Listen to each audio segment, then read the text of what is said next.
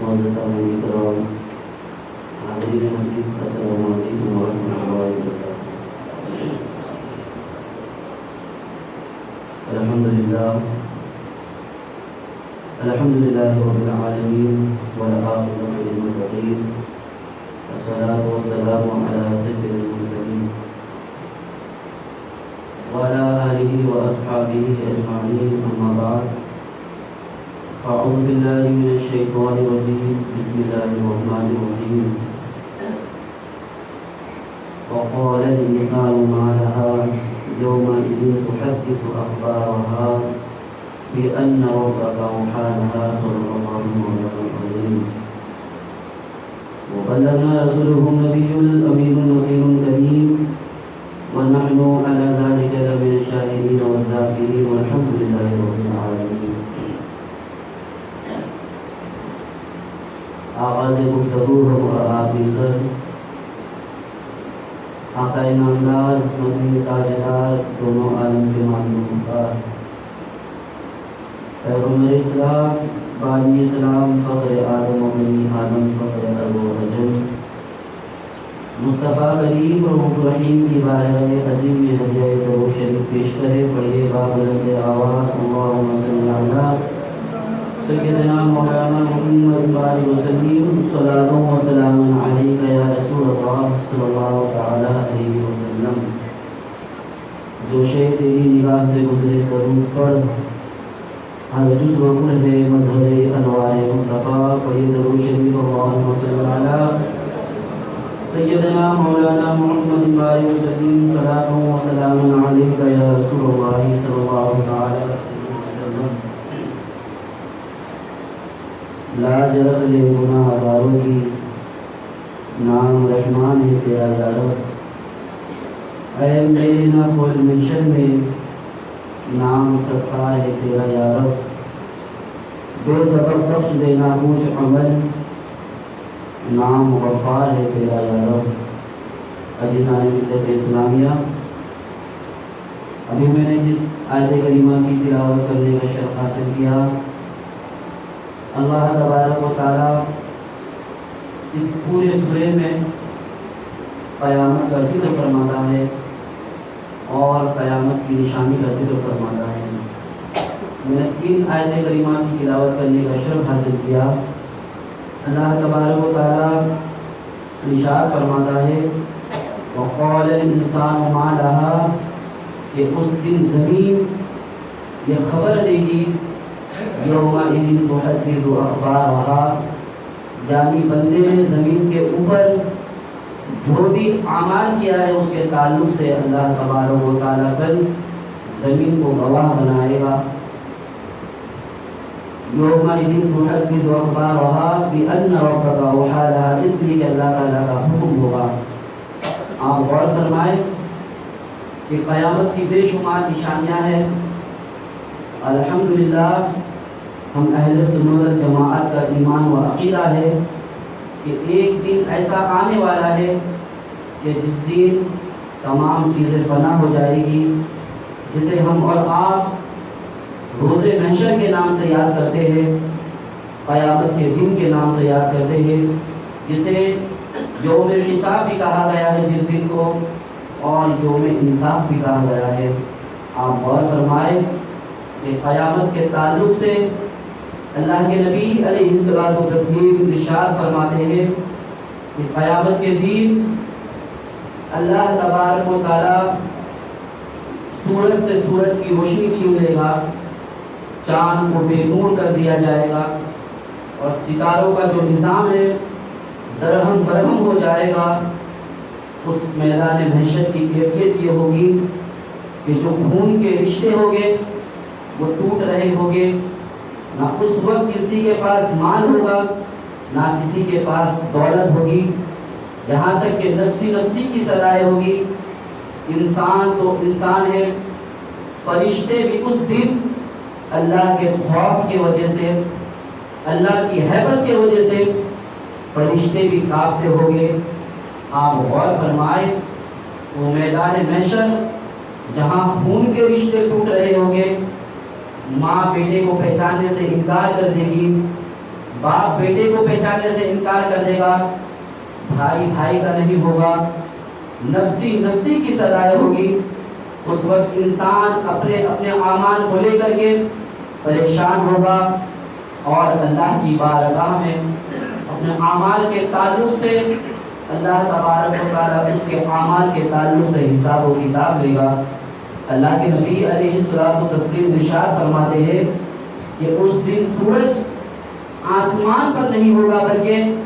इंसान के बिल्कुल सर के ऊपर होगा और इंसान और सूरज के दरमियान में एक हाथ का फासला होगा। और आप गौर फरमाएं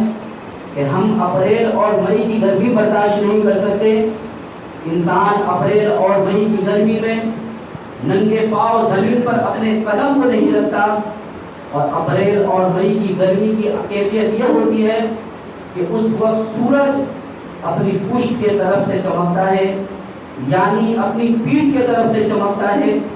लेकिन मैदान महशर की वो गर्मी कि जिस दिन सूरज आसमान पर नहीं होगा बल्कि इंसान के बिल्कुल सर के ऊपर होगा, और उस दिन सूरज जो है अपने चेहरे के तरफ से चमकेगा, अपने फेस के तरफ से चमकेगा। उस गर्मी का आलम क्या होगा? अल्लाह के नबी अलैहिस्सलातु तस्लीम क़यामत के मंजर को बयान फरमाते हैं और इरशाद फरमाते हैं कि उस दिन ज़मीन की एक कैफियत होगी कि ज़मीन अल्लाह तबारक व तआला के हुक्म से जो है इंसान के पैर को पकड़ लेगी और इंसान के ताल्लुक से रब की बारगाह में गवाही देगी कि इंसान ने इस ज़मीन के ऊपर रात के अंधेरे में अल्लाह की इबादत की थी या अल्लाह तबारक व तआला की नाफरमानी की थी। इंसान ने इस ज़मीन के ऊपर अल्लाह के हुक्मों को तोड़ा था या अल्लाह की इबादत की थी। आप मुझे बताएं, अगर किसी इंसान को किसी इंसान के मैदान महशर में गवाह बनाया जाए तो इंसान की फितरत यह है कि इंसान झूठ भी बोल सकता है और इंसान सच भी बोलता है। आप मिसाल के तौर पर समझें कि अगर कोई किसी का कितना ही खास दोस्त क्यों ना हो, लेकिन वो 24 घंटे में कहीं ना कहीं तो जुदा होते होंगे, लेकिन ये इंसान अपनी ज़िंदगी गुजारता है तो इसी ज़मीन के ऊपर अपनी ज़िंदगी गुजारता है, सोता और जागता है, खाता पीता है, तो इसी ज़मीन के ऊपर रह करके वो चाहे 20 साल अपनी ज़िंदगी गुजारे, चाहे 40-50 साल अपनी ज़िंदगी गुजारे, इसी ज़मीन के ऊपर अपनी ज़िंदगी को गुजारता है। तो अल्लाह तबारक व तआला ज़मीन को हुक्म देगा कि इंसान के ताल्लुक से गवाही दे, और उस वक्त ज़मीन जब अल्लाह की बारगाह में इंसान के ताल्लुक से, बंदे के ताल्लुक से गवाही देगी तो इंसान सोचने पर मजबूर हो जाएगा कि मेरे साथ क्या किया जा रहा है, यही ज़मीन मेरे खिलाफ गवाही दे रही है। और उस दिन अल्लाह ताला की शान जो होगी कि इंसान के जिस्म के आज़ा जो है रब की बारगाह में गवाही देंगे, इंसान के हाथ रब की बारगाह में गवाही देंगे, इंसान के पैर रब की बारगाह में गवाही देंगे। यहाँ तक कि फरमाया गया कि मैदान महशर में अल्लाह के हुजूर के जो इंसान के जो नाखून है ये अल्लाह के हुजूर गवाही देंगे। आप गौर फरमाएं कि अल्लाह तबारक व तआला ने इंसान को जवानी अता फरमाई, जिंदगी अता फरमाई, माल दौलत से नवाजा है, तमाम नेमतों से नवाजा है, लेकिन यह अल्लाह ताला की नेमत है। कल क़यामत के दिन अल्लाह तबारक व तआला इन नेमतों के बारे में पूछेगा, इन नेमतों के बारे में सवाल करेगा। अल्लाह के नबी अलैहिस्सलातु तस्लीम इरशाद फरमाते हैं कि कल क़यामत के दिन अल्लाह तबारक व तआला ज़मीन को हुक्म देगा और ज़मीन इंसान के पैर को पकड़ लेगी और अल्लाह तबारक व तआला इंसान से 4 सवालात करेगा, और जब तक बंदा उन तमाम सवालात के जवाब सही नहीं दे देता, अल्लाह तबारक व तआला बंदे के कदम को अपने सामने से हटने नहीं देगा। अल्लाह के रसूल फरमाते हैं कि सबसे पहले अल्लाह तबारक व तआला अपनी नेमत उम्र के बारे में सवाल करेगा, जिंदगी के बारे में सवाल करेगा। उसके बाद जवानों, अल्लाह तबारक व तआला जवानी के बारे में भी सवाल करेगा। मालदारों, अल्लाह तबारक व तआला تمہارے مال کے بارے میں بھی سوال کرے گا، اور تم نے اپنے مال کو کہاں خرچ کیا اس کے تعلق سے بھی سوال کرے گا۔ اللہ کے رسول علیہ الصلوۃ والتسلیم ارشاد فرماتے ہیں کہ اللہ تبارک و تعالیٰ بندے سے اس کے عمر کے بارے میں پوچھے گا کہ بتاؤ تم نے اپنی عمر کو کہاں گزار دی، یہ میری نعمت تھی، تم نے میری نعمت کی کیا قدر کی، کہیں ناکے پہ کھڑے ہو کر اپنی عمر کو تو نہیں گزار دیا، کہیں آوارہ گردی میں اپنی اس قیمتی عمر کو تو نہیں گزار دیا۔ اس وقت اللہ تبارک و تعالیٰ بندے سے اس کے عمر کے بارے میں پوچھے گا کہ یہ میری نعمت تھی، تم نے اس کی کیا قدر کی، میری اس نعمت کو تم نے کہیں آوارہ گردی میں تو نہیں گزار دیا۔ حضرات، اس کے بعد اللہ تبارک و تعالیٰ جوان سے جوانی کے بارے میں سوال کرے گا کہ میں نے تمہیں جوانی عطا کی تھی، تم نے اپنی جوانی کہاں گزاری، کہیں جوانی کے اندر، جوانی کے عالم میں، شباب کے عالم میں کہیں تم نے اپنی جوانی کو عیاشی میں تو نہیں گزار دی، کہیں تم نے اپنی جوانی کو اسکولوں اور کالج کے باہر تو نہیں گزار دی۔ عزیزان ملت اسلامیہ، اللہ تبارک و تعالیٰ کی نعمت ہے، اور اللہ تبارک و تعالیٰ جوانی کے بارے میں پوچھے گا کہ بتاؤ تم نے اپنی جوانی کو کہاں گزار دی، جب تمہاری جوانی کی ضرورت تھی تمہارے بڑے ماں باپ کو، جب تمہاری جوانی کی ضرورت تھی دین اسلام کو، جب تمہاری جوانی کی ضرورت تھی محمد عربی کو، تم نے اپنی جوانی کو کہاں گزار دی۔ عزیزان ملت اسلامیہ، ہم اور آپ اپنی تیاری کر لیں۔ اگر مجھ سے اپنی جوانی کے بارے میں پوچھا گیا، اگر آپ کے بعد جوانی کے لمحات ہیں اور آپ کے بعد آپ سے جوانی کے بارے میں پوچھا گیا، تو آپ سوچ رہے ہمیں کیا جواب دینا ہے۔ بندہ اگر جوانی میں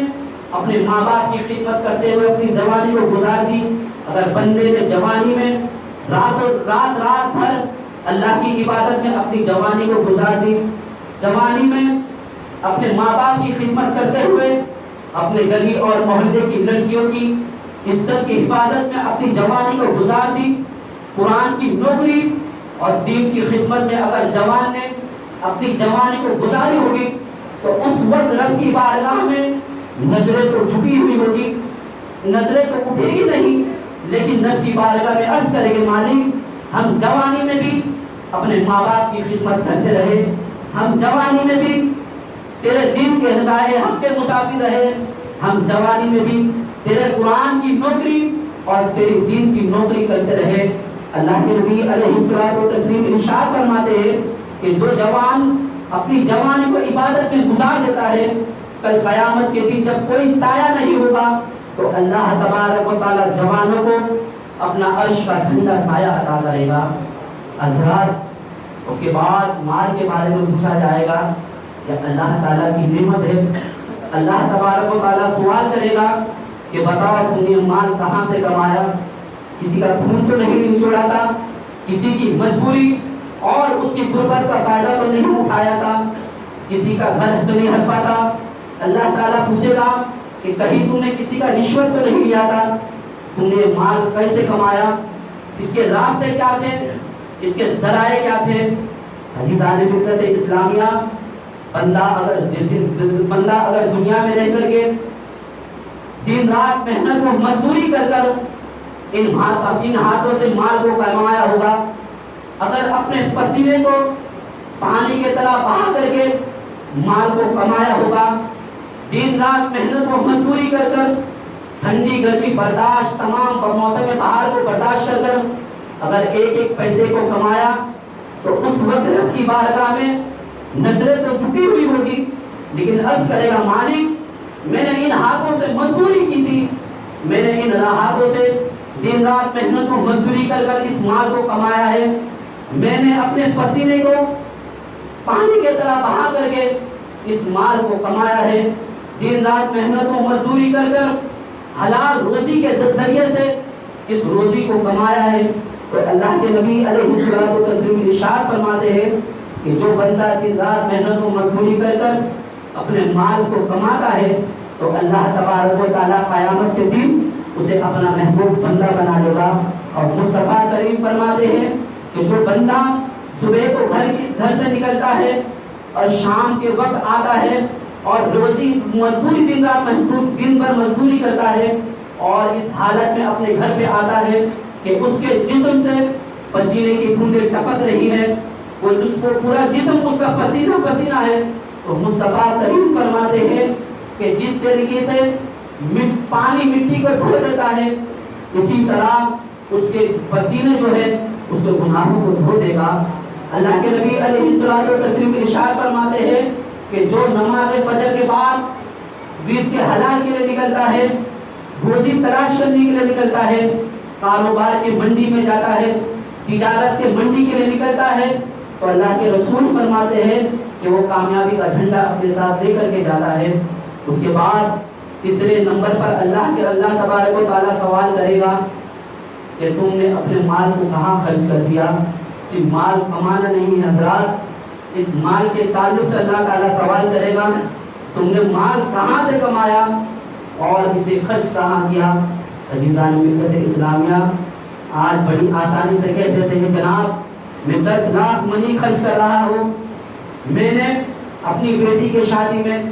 کروڑ روپے خرچ کر دیے، میں نے اپنی بیٹی کی شادی حج ہاؤس میں کرایا، میں دن بھر اتنے مال کو خرچ کر دیتا ہوں، میرا روز تو دبئی آنا جانا ہے۔ لیکن اللہ تبارک و تعالیٰ فرماتا ہے یقول اہلکت مالا لبدا، کوئی تو نظر ہے جو تجھے دیکھ رہی ہے، تیرا سارا حساب و کتاب کیا جا رہا ہے۔ عزیزان ملت اسلامیہ، یہ اللہ تعالیٰ کی نعمت ہے مال۔ اللہ تعالیٰ اپنی نعمت کے تعلق سے سوال کرے گا کہ تم نے مال کہاں خرچ کیا۔ عزیزان ملت اسلامیہ، اللہ تعالیٰ پوچھے گا کہ تم نے اپنے مال کو کہاں خرچ کر دیا۔ کیا تمہیں اپنے گلی اور محلے میں یتیم کی بیٹیاں نظر نہ آئی؟ کیا تمہیں سینروں پر برقع پہن کر کے بھیک مانگنے والی عورتیں نظر نہ آئی؟ اللہ تعالیٰ پوچھے گا کیا تمہیں ہوٹلوں کے سامنے مسلمان کے غریب بچے لائن پر کھڑے ہوئے نظر نہ آئے جو ایک ایک روٹی پر ترس رہے تھے؟ اللہ تعالیٰ پوچھے گا کہ کیا تمہیں گھروں پر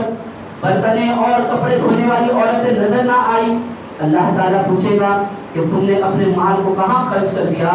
حضرات، بندہ اپنے مال کو کماتا ہے اور اپنے رزق کے حلال کماتا ہے اور اپنے حقوق ادا کرنے کے بعد، اپنے رشتہ داروں کے حقوق ادا کرنے کے بعد، اپنے ماں باپ کے حقوق ادا کرنے کے بعد، بندہ اگر غریب کی مدد کرتا ہے، اگر یتیم کے پیٹ پر ایک لقمہ پہنچاتا ہے، اگر یتیم کی بیٹی کی شادی کراتا ہے، تو اس وقت رب کی بارگاہ میں عرض کرے گا مالک میں نے اپنے رشتہ داروں کے حقوق ادا کرنے کے بعد، میں نے اپنے ماں باپ کے حقوق ادا کرنے کے بعد، میں نے غریبوں کو کھانا کھلایا تھا، میں نے اپنے مال کے ذریعے سے غریبوں کو فائدہ پہنچایا تھا۔ تو اللہ کے نبی علیہ الصلوۃ والتسلیم فرماتے ہیں کہ جو لوگ اپنے مال کو راہ خدا میں خرچ کرتے ہیں، دین کے راستے پر خرچ کرتے ہیں، اپنے مال سے لوگوں کی مدد کرتے ہیں، تو اللہ تبارک و تعالیٰ اس کے مال میں برکتیں عطا فرماتا ہے۔ عزیزان ملت اسلامیہ، قرآن مقدس سورہ رحمان کی آیت پہ اللہ تبارک و تعالیٰ سورہ رحمان پر ایک مرتبہ نہیں بلکہ کئی مرتبہ اور بار بار ارشاد فرماتا ہے فَبِأَيِّ آلَاءِ رَبِّكُمَا تُكَذِّبَانِ، کہ تم اللہ تعالیٰ کی کن نعمتوں کو جھٹلاؤ گے، تم اللہ کی کن نعمتوں کی ناشکری کرو گے، تم اللہ کی کن نعمتوں کا انکار کرو گے۔ جوانی بھی اللہ تعالیٰ کی نعمت ہے، زندگی بھی اللہ تعالیٰ کی نعمت ہے، مال و دولت بھی اللہ تعالیٰ کی نعمت ہے۔ اللہ تبارک و تعالیٰ اپنے نعمت کے بارے میں سوال کرے گا۔ اس وقت کا عالم یہ ہوگا کہ بڑے بڑے بادشاہ، بڑے بڑے مالدار، بڑے بڑے تاجدار رب کے حضور اپنی نگاہوں کو جھکائے ہوئے رکھیں گے۔ اللہ کے نبی علیہ الصلوۃ والتسلیم ارشاد فرماتے ہیں کہ اس دن اللہ تبارک و تعالیٰ اپنے دائیں ہاتھ میں آسمان کو لپٹے گا اور اپنے ہاتھ میں لے کر کے فرمائے گا کہ میں آج بادشاہ ہوں۔ کہاں ہے تکبر کرنے والے لوگ، کہاں ہے غرور کرنے والے لوگ؟ اس کے بعد اللہ کا تبارک و تعالیٰ اپنے بائیں ہاتھ میں زمین کو لے گا، پھر ارشاد فرمائے گا کہ آج میں بادشاہ ہوں۔ کہاں ہے تکبر اور غرور کرنے والے لوگ؟ عزیزان ملت اسلامیہ، یہ دنیا ہے وہ میدان محشر میں رب کے حضور مال کام نہیں آئے گا، رب کے حضور जवानी और खूबसूरती काम नहीं आएगा, बल्कि रब के हुजूर बंदे के अमाल को देखा जाएगा। आप मुझे बताएं कि अल्लाह के रसूल अलैहिस्सलातु तस्लीम इरशाद फरमाते हैं कि क़यामत के दिन दो लोगों पर भयंकर आज़ाब होगा। आप गौर फरमाएं, और उन लोगों को उस वादी में डाला जाएगा जो भयंकर वादी है, जहन्नम जिससे दिन में 5 मरतबा पनाह मांगता है। उस वादी में दो लोगों को डाला जाएगा। सबसे पहले वो जो नमाज को तर्क कर देते हैं, जो नमाज को छोड़ देते हैं। दूसरे नंबर पे वो जो हराम की कमाई से हराम रोटी हराम कमाई खाते हैं, यानी जो 2 नंबर का धंधा करते हैं। आप मुझे बताएं कि हदीस पाक में यहाँ तक का आया कि अल्लाह के रसूल अलैहिस्सलातु तस्लीम हज़रत अबू हुरैरा रज़ियल्लाहु ताला अन्हु से इरशाद फरमाते हैं कि ए अबू हुरैरा, तुम बेनमाजी के करीब भी मत जाना और बेनमाजी के पास भी मत बैठना। इसकी वजह यह है कि अल्लाह के रसूल फरमाते हैं कि बेनमाजी के ऊपर अल्लाह तबारक व तआला की लानत बरसती रहती है। आप गौर फरमाएं, और इतना भयंकर गुनाह कि रोज़ो हराम रोज़ी कमाते हैं, उसके ताल्लुक से अल्लाह के नबी अलैहिस्सलातु तस्लीम इरशाद फरमाते हैं कि वो नमाज को भी ख़त्म कर देती है। यानी नमाज इतनी बड़ी इबादत, इतनी अजीम इबादत कि लोग नमाज पढ़ करके अपने गुनाहों को कम करते हैं, लेकिन अल्लाह के रसूल अलैहिस्सलातु तस्लीम इरशाद फरमाते हैं कि वो गुनाह ऐसा है कि जो नमाज को ख़त्म कर देता है, वो गुनाह करने से नमाज ख़त्म हो जाती है। वो है हराम लुक़मा, वो है हराम रोज़ी। आप गौर फरमाएं, बड़ी माज़रत के साथ अर्ज़ करूँगा, आज मिल्लत इस्लामिया में, ख़ास करके मिल्लत इस्लामिया में हराम रोज़ी कमाना, हराम लुक़मा खाना और हराम रोज़ी के ज़रिए से अपने ख़ानदानों की परवरिश करना और अपनी ज़िंदगी गुजार देना बहुत आम हो चुका है। अल्लाह के रसूल अलैहिस्सलातु तस्लीम इरशाद फरमाते हैं कि उस वादी में उन लोगों को डाला जाएगा। आज बड़े बड़े एडवर्टाइज आ रहे हैं कि जंगली रमी खेलो, दिन ब दिन तुम करोड़पति बन जाओगे, रातों रात तुम लखपति बन जाओगे, कहीं 4 पत्ती के हवाले से, कहीं जंगली रमी के हवाले से। अज़ीज़ान मिल्लत इस्लामिया कि जुआ खेलना इतना खतरनाक, जुआ खेलने वालों के ऊपर इतना खतरनाक अज़ाब डाला जाएगा कि इंसान अगर जुआ में जीत जाता है तो उसका अंजाम ये है कि जिस जुआ के पैसे से अगर वो कपड़ा पहनता है तो जब तक वो कपड़ा उसके जिस्म में मौजूद रहेगा, अल्लाह ताला ना ही उसकी इबादत को कबूल, ना ही उसकी इबादत कबूल है, ना ही उसकी दुआ कबूल है। और जुए की कमाई से, हराम की कमाई से जब तक उसके घर की एक ईंट मौजूद रहेगी, जुआ खेलने वालों पर अल्लाह तबारक व तआला अपनी लानतें बरसाते रहेगा, अपनी लानत बरसाते रहेगा। अज़ीज़ान मिल्लत इस्लामिया, इसीलिए शॉर्ट कम इजी मनी कमाने के चक्कर में, शॉर्ट टाइम करोड़पति बनने के चक्कर में, करोड़पति बनने के चक्कर में अपने माँ बाप के कमाई हुई दौलत को, अपने बाप दादाओं की कमाई हुई पूंजी को तुम जो है तबाह बर्बाद मत कर लेना। इसलिए कि यही जुआ है कि जिसने बड़े बड़े करोड़पतियों को, जिसने बड़े बड़े अरबपति को, जिसने बड़े बड़े मालदारों को रोड पर ला करके खड़ा कर दिया, जमीन पर ला करके खड़ा कर दिया। अल्लाह के रसूल अलैहिस्सलातु तस्लीम इरशाद फरमाते हैं कि जो दुनिया में जुआ खेलता होगा, कल क़यामत के दिन वो ऐसी हालत में उठाया जाएगा कि उसके दोनों हाथ जो है सूअर के खून में रंगीन होंगे। आप गौर फरमाएं कि हराम लुटने की इतनी बड़ी मजम्मत आई है, और हराम लुटने की दूसरी शक्ल जो इतनी बदतरीन शक्ल है, जो नमाज को ज़ाया कर देता है, जिसका असर नमाज पे इतना पड़ता है कि वो नमाज को ख़त्म कर देता है, वह सूद, वह ब्याज। बड़ी माज़रत के साथ अर्ज करूँगा कि मुस्लिम इलाकों में, मुस्लिम मामलों में सूद खाना, ब्याज खाना और उसका धंधा करना आम हो चुका है। बड़ी माज़रत के साथ अर्ज करूँगा कि जुमला बर्दाश्त करो तो बर्दाश्त कर लेना। आज हाल ये है कि रमज़ान शरीफ के महीने में हज उम्रा कर हर साल हज को जा करके नाम के आगे हाजी और नमाजी के टाइटल लगे हुए हैं, लेकिन आप उनके कारोबार को देखेंगे تو کوئی 2 نمبر کا دھندا کرتا ہے، تو کسی کی سود کی دکان، کسی کا سود کا کاروبار چل رہا ہے۔ اللہ کے رسول علیہ الصلوۃ والتسلیم ارشاد فرماتے ہیں کہ جس نے ایک لقمہ بھی سود کا کھایا، ایک لقمہ بھی بیاج کا کھایا، گویا اس نے اپنی ماں کے ساتھ 36 مرتبہ زنا کیا ہے۔ آپ بتائیں کہ لوگ کروڑ پتی بننے کے چکر میں، شارٹ ٹائم مال کمانے کے چکر میں، ایزی منی کمانے کے چکر میں آخرت کے خوف کو بھلا دیے، تو اللہ کے نبی علیہ الصلوۃ والتسلیم کے فرمان کو بھلا دیے۔ 1-2 کتابوں میں نہیں بلکہ سینکڑوں حدیث پاک میں، سینکڑوں کتابوں میں ذکر کیا گیا کہ جو انسان سود کی کمائی سے، سود کے دھندے سے ایک لقمہ بھی کھاتا ہے، گویا اس نے اپنی ماں کے ساتھ 70 مرتبہ زنا کیا۔ اور آخرت کے عذاب بھی یہ ہے کہ اللہ کے رسول علیہ الصلوۃ والتسلیم جب معراج کی شب جب جہنم کا مشاہدہ کرتے ہیں تو آپ دیکھتے ہیں کہ آپ کے سر کے اوپر جو ہے بجلی کڑکتی ہے، اور اللہ کے رسول علیہ الصلوۃ والتسلیم جب اپنی نظروں کو اوپر کرتے ہیں تو آپ دیکھتے ہیں کہ کچھ لوگ ہیں، ان کے پیٹ جو ہے بکروں کی طرح، گھوم کی طرح بڑے ہیں، اور ان کے پیٹ میں جہنمی آگ ہے، اور جہنمی زہریلی بچھو جو ہے ان کے پیٹ میں ڈنک مار رہے ہیں۔ آپ مجھے بتائیں کہ اگر انسان اپنے لقمے سے زیادہ کھانا کھا لے، اپنے بھوک سے زیادہ کھانا کھا لے تو بدہضمی کا شکار ہو جاتا ہے، اٹھنا بیٹھنا دشوار ہو جاتا ہے۔ لیکن جس نے سود کے کاروبار سے،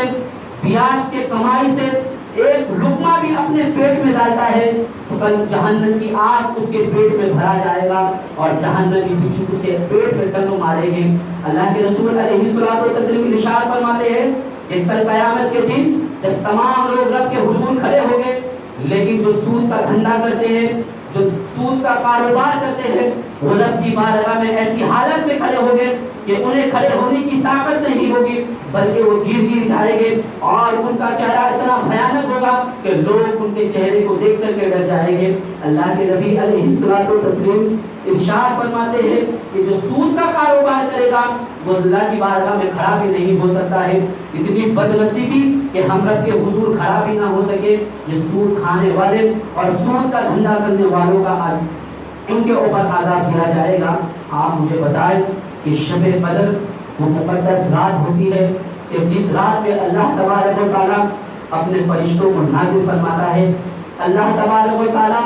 اپنے گنہگار بندوں کی مغفرت فرماتا ہے۔ وہ شب قدر جیسی مقدس رات کہ لوگ اس رات میں رو رو کے رب کے حضور اپنے آنسو کو بہاتے ہیں اور گناہوں سے توبہ کرتے ہیں۔ جہاں اپنے گناہوں کی مغفرت چاہتے ہیں وہاں رب کی بارگاہ میں اپنے مرحومین کے لیے بھی دعا کرتے ہیں۔ لیکن حدیث پاک میں آیا ہے کہ جو سود، اللہ کے نبی علیہ الصلوۃ والتسلیم ارشاد فرماتے ہیں کہ شب قدر میں جو ہے ان لوگوں کے قبر سے بھی عذاب کو نہیں اٹھایا جاتا، بلکہ شب قدر جیسی مقدس رات میں ان لوگوں کے اوپر بھی اللہ، ان لوگوں کی قبر میں بھی اللہ تبارک و تعالیٰ عذاب نازل کرتا ہے جو لوگ سود کا کاروبار کرتے ہیں۔ آپ مجھے بتائیں کہ شب قدر ایسی مقدس رات کہ جس رات غروب آفتاب سے لے کر کے صبح فجر تک، صبح صادق تک اللہ تبارک و تعالیٰ کی رحمت بندے کو پکارتے رہتی ہے کہ ہے کوئی مغفرت چاہنے والا کہ میں جسے معاف کر دوں۔ لیکن فرمایا گیا کہ جو سود کا ایک لقمہ بھی کھاتا ہے، جو بیاج کا دھندا کرتا ہے، شب قدر جیسی مقدس رات میں بھی اس کی قبر پر عذاب ہوتا ہے۔ اللہ تبارک و تعالیٰ بڑا غفور رحیم ہے۔ میں پچھلے جمعہ بھی بیان کیا تھا کہ جب بندہ رب کے حضور اپنے آنسوؤں کو بہاتا ہے تو اللہ تبارک و تعالیٰ اس کے گناہوں کو معاف فرما دیتا ہے۔ لیکن آج ملت اسلامیہ کا حال یہ ہے کہ اگر ہم سے کوئی کہہ دے بھائی تم تو جنتی ہو، تم تو عاشق رسول ہو، تو پھر ہمارا حال یہ ہوتا ہے کہ ہمارا پیر زمین پر نہیں رہتا بلکہ ہمارے پیر ساتوں آسمان پر پرواز کرتے ہیں۔ عشق مصطفیٰ اتنا آسان نہیں کہ سود کھانے والوں کو مل جائے، عشق مصطفیٰ اتنا سستا نہیں کہ نشہ کرنے والوں کو مل جائے، بلکہ عشق مصطفیٰ وہ ہے اگر جس کے دل میں عشق مصطفیٰ کی شمع روشن ہو جاتی ہے تو گناہوں سے توبہ کر لیتا ہے، وہ جس کے حلال کے راستے پر نکلتا ہے وہ نیکی کے راستے پر نکل جاتا ہے۔ آج ہمارا حال یہ ہے کہ ہم عشق مصطفیٰ کا دعویٰ کریں اور میلاد النبی میں بولنے کے مطابق اعلان کرنے کے باوجود بھی ہم ڈی جے کے سامنے طوائف عورتوں کی طرح مال اچھال اچھال کر ناچے. عشق مصطفیٰ کا دعویٰ کرنے والے عشق مصطفیٰ کی طرح آسان نہیں کہ اس عشق مصطفیٰ کے نام پر میلاد النبی کے نام پر جلوس محمدیہ میں قوالی پر ڈانس کرے, پان اور بھٹا کھا کر معاذ اللہ گندے منہ سے اللہ اس کے رسول کے نعرے لگائے, کسی غیر محرم کو بیٹی بازار میں لے جا کر کے غیر محرم کو بے پردے کی پورے جلوس محمدیہ میں گزارے. عشق مصطفیٰ اگر جسے مل جاتا ہے وہ دنیا کو ترک کر دیتا ہے اور آخرت کی تیاری کرنے پر لگ جاتا ہے. حضرت ابوبکر صدیق رضی اللہ تعالی عنہ کی وہ ذات بابرکات ہے کہ اللہ کے نبی علیہ الصلوۃ والتسلیم نے حضرت ابوبکر صدیق یعنی 10 صحابہ کو دنیا میں ہی جنت کی بشارت دے دی جسے عشر مبشرہ کہا جاتا ہے. ان 10 صحابہ میں حضرت ابوبکر صدیق رضی اللہ تعالی عنہ کا نام آتا ہے, لیکن اس کے باوجود بھی حضرت ابوبکر صدیق رضی اللہ تعالی عنہ کے دل میں اتنا خوف خدا تھا اور اتنا آخرت کا خوف اپنے دل میں بسائے ہوئے تھے کہ حضرت ابوبکر صدیق کی رات گزرتی تو اللہ کی عبادت میں گزرتی تھی. ایک موقع پر اللہ کے نبی علیہ الصلوۃ والتسلیم ارشاد فرماتے ہیں کہ صحابہ اسلام کو مال کی ضرورت ہے. تمام صحابہ نے اپنے مال کو لا کر کے جمع کر دیا. حضرت عمر بھی اپنے مال کو لا کر کے جمع کرتے تھے, لیکن اس وقت حضور علیہ الصلوۃ والتسلیم جان رہے تھے کہ آج ابوبکر صدیق نے اپنے تمام مال کو میرے قدم و ناز پہ قربان کر دیا ہے. اللہ کے نبی علیہ الصلوۃ والتسلیم جان رہے تھے, اس کے بعد بھی فرماتے ہیں کہ عمر تم نے اپنے گھر والوں کے لیے کیا چھوڑا؟ تو حضرت عمر عرض کرتے ہیں یا رسول اللہ میں نے آدھا مال اپنے گھر والوں کے لیے چھوڑا ہے اور آدھا مال اسلام کے لیے لے کر کے آیا ہوں. اس کے بعد حضور علیہ الصلوۃ والتسلیم حضرت ابوبکر صدیق سے فرماتے ہیں کہ ابوبکر تم نے اپنے گھر والوں کے لیے کیا چھوڑا ہے؟ تو اس وقت حضرت ابوبکر صدیق کی کیفیت یہ تھی کہ حضرت ابوبکر صدیق نے تمام اپنے گھر کے مال کو, یہاں تک کہ کرتے کو, اس کے بٹن کو, سوئی دھاگا کو لا کے نبی علیہ الصلوۃ والتسلیم کی بارگاہ میں پیش کر دیتے ہیں اور اپنے جسم میں ٹاٹ کو لپیٹ لیتے ہیں, ایک بوری کو لپیٹ لیتے ہیں اور حضور کی بارگاہ میں عرض کرتے ہیں میرے کریم آقا میں نے اپنے مال کو آپ کے قدم پر قربان کر دیا, اسلام کے لیے تمام مال کو میں نے لے کر کے آیا ہوں, لیکن میں نے اپنے گھر والوں کے لیے اللہ اس کے رسول کو چھوڑا ہوں. آپ غور فرمائیں کہ حضرت ابوبکر صدیق اپنے جسم میں ٹاٹ کو لپیٹے ہوئے ہیں اور اسی حال میں حضرت جبریل امین آتے عرض کرتے یا رسول اللہ تعالیٰ فرماتا ہے, اللہ تبارک و تعالیٰ ابوبکر صدیق کو سلام کرتا ہے اور ارشاد فرماتا ہے کہ اس حال میں بھی صدیق مجھ سے راضی ہے. آپ مجھے بتائیں ہم اور آپ اس لیے یہاں آئے کہ اللہ ہم سے راضی ہو جائے. ہم اپنے بوڑھے ماں باپ کی خدمت کرتے ہیں تاکہ اللہ ہم سے راضی ہو جائے, لیکن وہ وقت ہے کہ حضرت ابوبکر صدیق سے اللہ تبارک و تعالیٰ فرماتا ہے کہ محبوب آپ پوچھو کیا اس حال میں بھی اس عالم میں بھی ابوبکر صدیق مجھ سے راضی ہے؟ تو اس وقت حضرت ابوبکر صدیق کی آنکھوں سے آنسو آ جاتے ہیں, عرض کرتے ہیں یا رسول اللہ میں اپنے رب سے راضی ہوں, آپ مجھے بتائیں کہ ہم اللہ کی رضا چاہتے ہیں. لیکن اس وقت حضرت ابوبکر صدیق کے تعلق سے اللہ تعالیٰ فرماتا ہے کہ محبوب آپ پوچھیں کیا اس حال میں بھی ابوبکر صدیق مجھ سے راضی ہے؟ اس کے باوجود بھی حضرت ابوبکر صدیق رضی اللہ تعالیٰ عنہ اس طرح آخرت کا خوف رکھتے تھے کہ ایک باغ سے گزرتے ہیں تو چڑیوں کو کھیلتا ہوا دیکھتے ہیں تو آپ زاروں قطار رونے لگتے ہیں اور اپنی ساتھیوں سے ارشاد فرماتے ہیں کہ یہ چڑیا ہے, ان سے کل اللہ تبارک و تعالیٰ سوال نہیں کرے گا, ان کے اعمال کے بارے میں نہیں پوچھے گا, لیکن کل قیامت کے دن اللہ تبارک و تعالیٰ صدیق کے اعمال کے بارے میں پوچھے گا. تو اس وقت میں اپنے رب کو کیا جواب دوں گا؟ یہ ہے عاشق مصطفیٰ کہ بندہ جب حضور علیہ الصلوۃ والتسلیم کی محبت کو اپنے دل میں بسا لیتا ہے تو گناہوں کے راستوں کو چھوڑ دیتا ہے, حرام کاری کو چھوڑ دیتا ہے, شراب کو ترک کر دیتا ہے, نشہ کرنا چھوڑ دیتا ہے. اللہ کے نبی علیہ الصلوۃ والتسلیم ارشاد فرماتے ہیں کہ جس نے دنیا میں بغیر وجہ کسی دیوار کو کھرچا ہے اور دیوار کو کھرچنے کی وجہ سے اس کے ناخن میں جتنی مٹی آئے گی اللہ تبارک و تعالیٰ اس مٹی کے تعلق سے بھی سوال کرے گا. یعنی ذرے ذرے کا اللہ تعالیٰ کی بارگاہ میں حساب و کتاب دینا ہے. فمن يعمل مثقال ذرة خيرا يره